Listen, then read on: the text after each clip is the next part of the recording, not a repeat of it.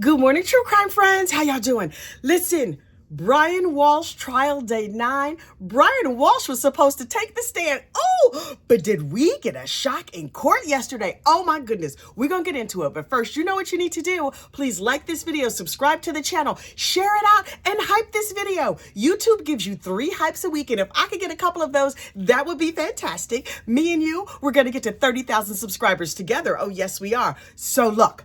The state had rested on day 8, right? And we were like, oh, yes, yes, yes. We heard those opening statements where defense attorney Tipton stood up and he's like, Brian Walshe will tell you this and Brian Walshe will tell you that.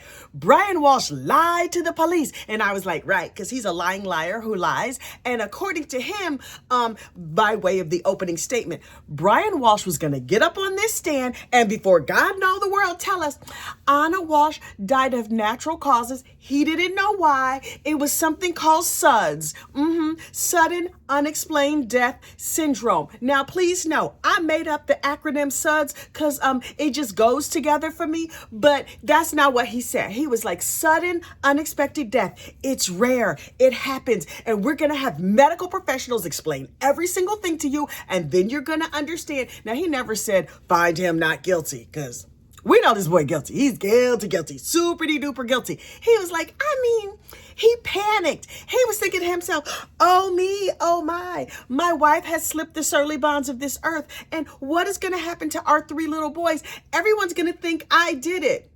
Sir, only because you did. But he was just like, we will admit that, yes, he lied to the police, but only because he was scared. He might have lightly disassembled her and thrown her away in assorted garbage cans around town, but he's going to explain why. And I was thinking to myself, okay, he's going to get on the stand. This defense attorney has promised us, and so I'm going to expect him to keep his promise. So picture it. Yesterday in court, right? The judge with her gorgeous hair looking like a young Suzanne Plachette walks in and she's just like, okay, so at sidebar attorneys, you gave me a lot of homework. There were 5 issues that I did my research on and I pulled all the case law and I did everything. Oh, I stayed up so late. I missed dinner. I had to order Chinese from the Chinese place up the street. Have you tried their egg rolls? Anyway, I was up super duper late until my brain just, I was so burned out. I was so exhausted, but I have everything here for you today. So just as a matter of course, because you promised it over and over and over again in your opening statements, you still gonna call him to the stand, right? And Mr. Tipton, who has said every word in court, every time this defense attorney stands up, he's loud, he's theatrical, he's like, let me ask you a question, ba ba ba ba ba. And the judge is just like, yeah, I have all my papers, I'm doing everything. You're still gonna call him, right? And Mr. Tipton is like, we will not. And I was like, what? The judge was like, I'm sorry. It sounded like you said no. Oh, you're hilarious. There's no way on God's green earth that I stayed up late and had them greasy egg rolls. Now I got the heartburn that you just said. Did you just say no? And the judge is like, you sure? Yeah. But I stayed up late. The fried rice. I don't, what? And he was just like, okay. She was like, okay, so you will be calling other witnesses? And Mr. Tipton was like, no, we will not. Y'all, the judge was buffering. She was like, this dirty mama, look, but you know, she's real judicial. Her hair was judicial and she had her glasses up. She was like, yeah, what? You know how when your mama teeth talks you, she's like, let me tell you something. You know that judge wanted to teeth talk him real bad. Wait, where's Bonky? She was like, if I could come down and I would bonk you within an inch of your life. But she's real judicial, right? You know, in her head, she was like, I worked late for nothing. It was a good mahjong game happening last night. They was having book club. I could have had glasses of wine. And I was dealing with these ignorant fools.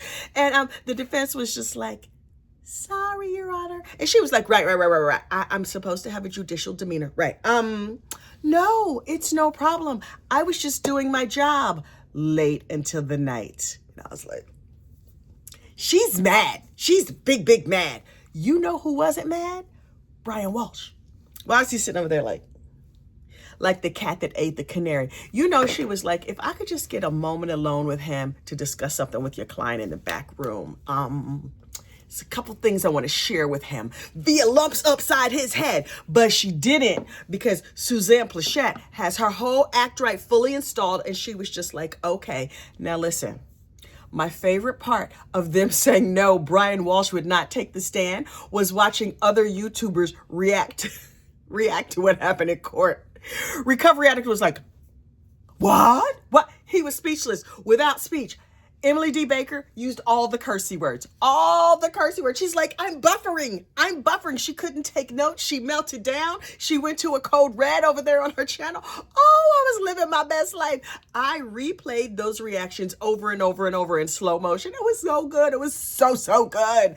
Wait, what's that channel? Next Witness? Oh, I hope Next Witness puts together a compilation of people reacting when they announced in court that Brian Walshe was not taking this stand. Oh, it tickled me so bad. And the judge was like, okay, please let me have a sip of tea and pull myself back together. You know, in her head, she was using all the best curse words, the ones she saves for special occasions. She was saying them yesterday in her head, because she has a judicial demeanor, right? And she was just like, okay. So, there's some things that I still need to rule on, but also there's a question. Remember, defense, when you got up here in the court before God and all the world and promised this jury Brian was going to do this and Brian was going to say that, and you made tons and tons of promises? I know you're now saying, I don't want the state to get up and mention that we broke a bunch of promises. And the judge is like, okay, but you know they can if they want to, right? They can just pull you out here and be like, you see what they promised you. But you got to be careful, because the burden can never shift to that dirty scumbag Brian Walshe. That's not what she said, but that's the spirit of what she was given. The state can never make it be like, well, he didn't get up and tell you what happened, because he doesn't have to get up and tell them what happened. It's constitutional. For one brief and shining moment, Brian Walshe was like, I am in control. I have everybody off kilter. Here's the thing, Brian, boo-boo. That juice is not going to be worth the squeeze, because you won this teeny little battle. One little second of having everybody on the back foot. But then when this is all said and done, we're going to go home to our families and our lives and all the freedom we can stand. And you get to be Bubba's date to the prison prom. I'm just saying. So the judge is like, let me just make a complete record here. I had ruled that the fact that he had pled guilty to lying to police and disassembling his wife and disposing of her or whatever, if he were gonna take the stand, he could not mention those things, because the jury might be like, well, we don't know if he unfortunately unalived her, and certainly he's gonna go to prison for the disassembly. So we're not gonna really, we're not gonna focus on that. The judge was like, we don't want the jury to focus on extraneous details. The only question before the jury is, did he commit first degree M? And I was like, right. Okay, let's focus. We're going to ignore the fact that we hate him. We're going to ignore the fact that he's a promise breaker and a disassembler and a terrible human being. We're going to ignore the fact that he probably stinks. I mean, there has been no official word that he stinks. I feel in my spirit like he stinks. Well, I shouldn't say stinks. Smells bad. Leaves a grease spot everywhere he walks. That's just me. It's just what I feel. Anyway, and then the judge is like, okay, I've taken several cleansing breaths, and now I am ready for the colloquy. Now, the colloquy is when the judge has the defendant stand up and ask them some questions to make sure that they understand the proceedings and that he understands his rights under the Constitution. And so everybody stands up for a minute, and the judge is like, wait, what? There was a little bit of confusion. And she's like, oh, you're asking, did I want him up here on the stand near me? Absolutely not. My stomach is not ready for him today. I can't take it. Also, it will put him too close to Bonky, and that's not gonna go good for him. So let him keep his filthy behind down there in the seat. That's not what she said. I'm telling you, I'm just giving you like the broad strokes, the overview of what was said. And so she's like, Brian Walshe, hey boy, hey, in judicial language. You okay today? You all right? Your act right fully installed? Again, I'm summarizing what she said. These are not quotes, right? So she's like, are you high? Have you had any medications? Do you understand the proceedings of what's going on? Tell me in your own words what we're talking about here today. And he was like, we're talking about whether or not I will get up on the stand and testify. And she was like, okay, great. Are you going to testify? And he was just like, no. And she was like, does anybody else have any questions? I know the question you're thinking. No, you can't go smack him. With that dealt with, let's deal with the rest of this. I have determined that Greasy over there understands that he has a right, and I accept his decision to not testify because he doesn't have to, because the Constitution says he can sit there and shut the F up. Too bad he didn't think to do that before he unfortunately unalived his wife, but that's another situation for another day. So she's like, okay, so Mr. Walsh and defense team, now that you have wasted the jury's time, the jury is over here ready to work. I'm going to have them come in here and then I'm going to send them home, and I'm barely going to roll my eyes at you. Okay, bring in the jury. So the jury comes in and she's like, hi, jury, good morning. I was just melting down a minute ago, but now I have pulled myself all back together and you can barely tell. You can barely tell. So how was your breakfast? Did you have some coffee? You go get yourself some Dunkies and stuff? Okay, cool. Listen. The defense has rested. They're not going to call nobody. I know, I'm shocked too. But look, no, it's fine. It's fine. This is under the Constitution and this is what can happen. So this is how this is going to go. We still have some work to do. I might smack the defense around a little bit, but don't worry about it. Don't worry about it. I'm going to let you go home. And then tomorrow, you can come back and you'll hear closing statements, and then you can decide, whether he's guilty, whether he's not guilty. Can we take him out back and smack the fire out of him? All the official judicial decisions. And then that'll be that. So go gather up all your things and you have a lovely day. Oh, she was so smiley. She was so smiley. You know how when your mama's screaming at you, she's like, I told you, no. And then somebody rings the doorbell. She's like, hello. No, I do accept Jesus as my personal savior. No. We don't need any candy bars. Whatever is happening at the front door. And then she closes the door and she goes back to teeth talking. Let me tell you something. Anyway, so, she let the jury know what was happening, and then she sent them on their merry way. Now, if I was on jury duty, I would be like, oh, I thought I was going to be sitting here all day, bored. But no, I get a free day. Does my boss know that I'm on this trial? Does my boss know that I don't have to come to work today? Child, it's Christmas time. It's Hanukkah time. It's Kwanzaa time. I would have been down at the mall. I would have got my shopping done. I would go get my car detailed. All the things you need to get done, I would have gone and got them done. Anyway, so then the people in the court, the defense and the prosecution get together and they go over jury instructions. And they're like, okay, are we going to charge him with first degree? Will he be charged with second degree? Here's the thing. They worked through all the jury instructions, the jury directions. And Brian Walsh went back to like, oh, that was a really, really fun, 3 minutes. But now these people are trying to decide the rest of my life. The jury has to decide, what has the state proven? Now, please remember, there's sort of two questions here, right? There's what we as the general public know on one hand. Number two, what has the state proved? That's the only question that is ever before this jury. What has the state proved? Has the state proved that there was a first degree homicide in this case? That means Brian Walsh had time to think about it. He went and did the action. Has the state proved that? Now, second degree homicide would be that maybe he didn't think about it that much or whatever, but he did do the wet works and we could convict him of that. It's unclear what the jury instructions are going to be. They talked about it, but there were parts that they skipped over. So I don't know if this state has proved first degree unfortunate unaliving. Second degree all day long. He did it. He cut her up. He threw her away in the trash cans. But the jury is not asked to decide, did he cut her up? They're not asked to decide, did he throw her away? They're not asked to decide, did he lie to police? We know those things are true. Those things are taken off the table. So this is kind of a high wire act for Brian Walsh.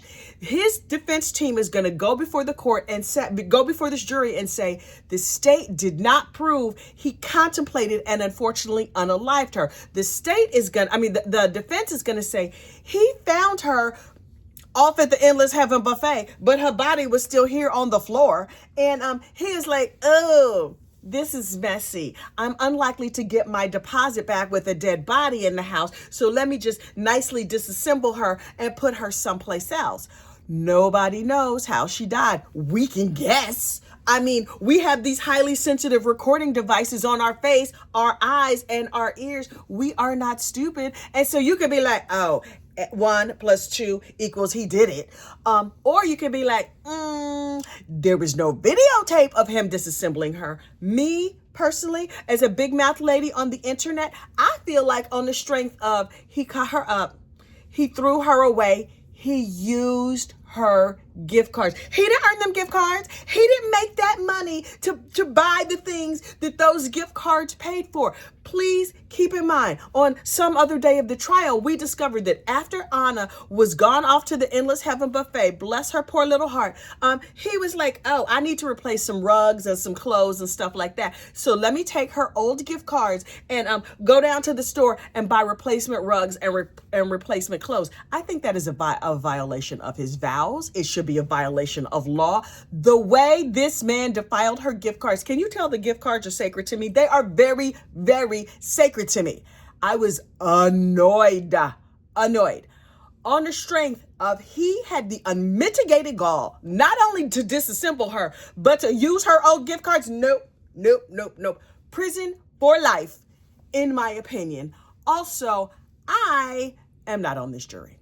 See, also, I am just a big mouth lady on the internet, sitting in my living room, gossiping to strangers that I do not even know. Hi, true crime friends. I feel like me and you were BFFs, but we got to see what happens. I don't know. I will be on the edge of my seat while working diligently at work today, because I do have a regular job where I go and I use a computer and say learned things all day.